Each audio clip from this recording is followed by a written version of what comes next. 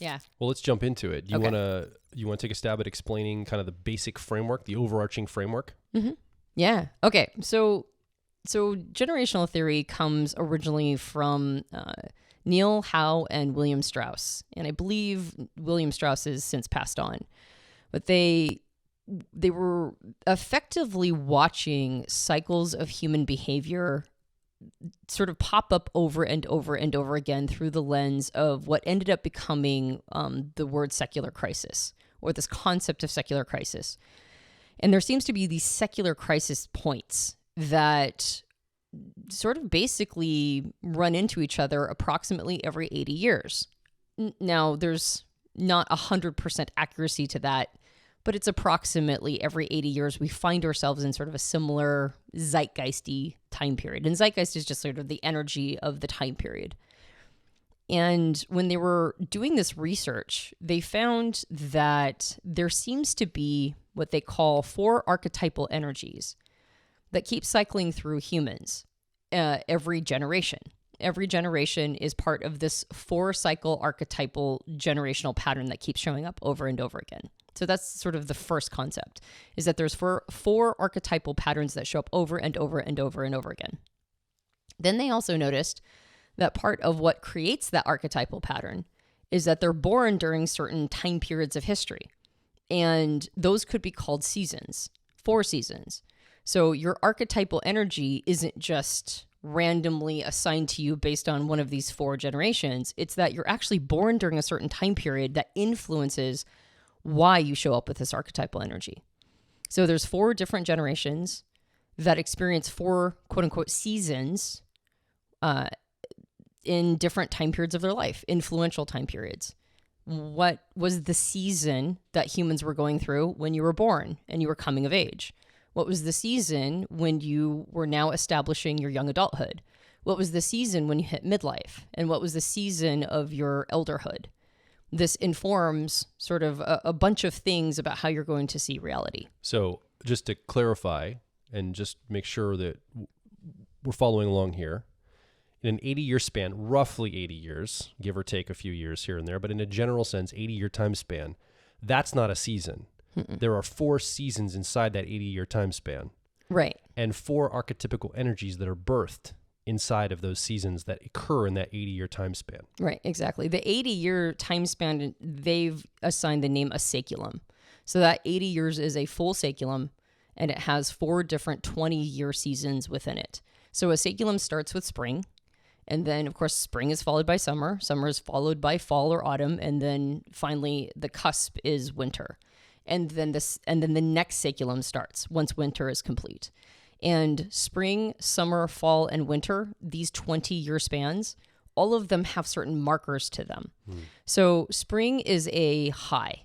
It's a time period of rebuilding for people.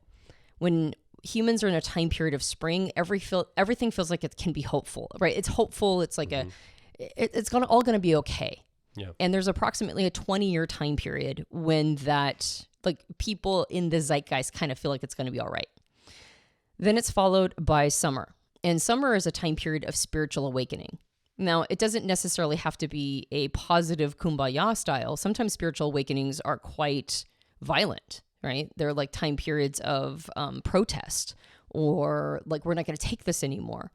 But it's oftentimes summer is, just in reality, summer is a time period where you can not have to worry so much about where you're going to get your next meal or how you're going to shelter yourself. It's a time period where you have a little bit more space to go inward and do some introspection. So this time period would be abundant energy in the world. There'd be abundance, opportunity, possibly wealth, or the ability for wealth generation or upward mobility during this time period. Yeah, exactly. Like we came from that high of spring, and it put us in an introspective place, a time period of basically resource abundance.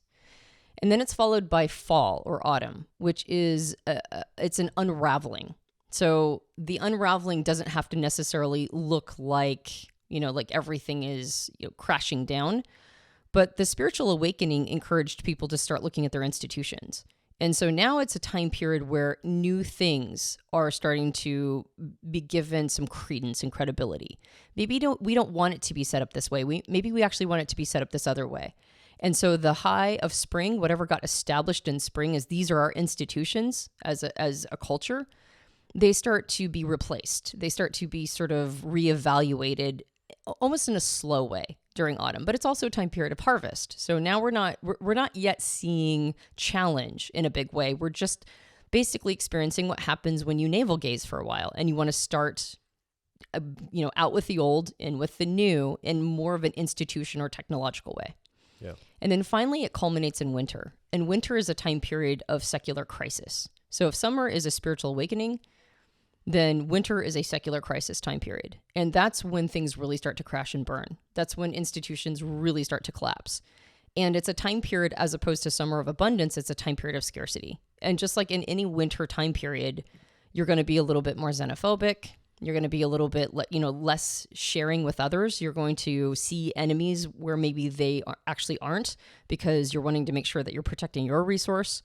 You're going to be a little bit more focused on you and yours, as opposed to a more open, sort of generous frame. And you're going to do a lot less navel gazing, right? Because you don't have time for it. This is now a time period of scarcity. It's not a time period of abundance.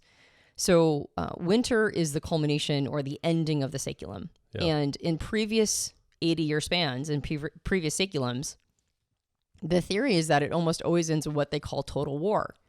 So like a previous version of this would have been 1945. That would have been the end of the previous saeculum. And that was the culmination of World War II. And then the previous saeculum ended in the Civil War. And then if you just keep going back... In this country, in the United States. In this country, in the United States, right. And you keep going back and you see like the Revolutionary War. This is a pretty... this is very centered on the United States. I think that there are some components that touch on all of Western culture, but it's primarily looking at, first and foremost, the culture of North America.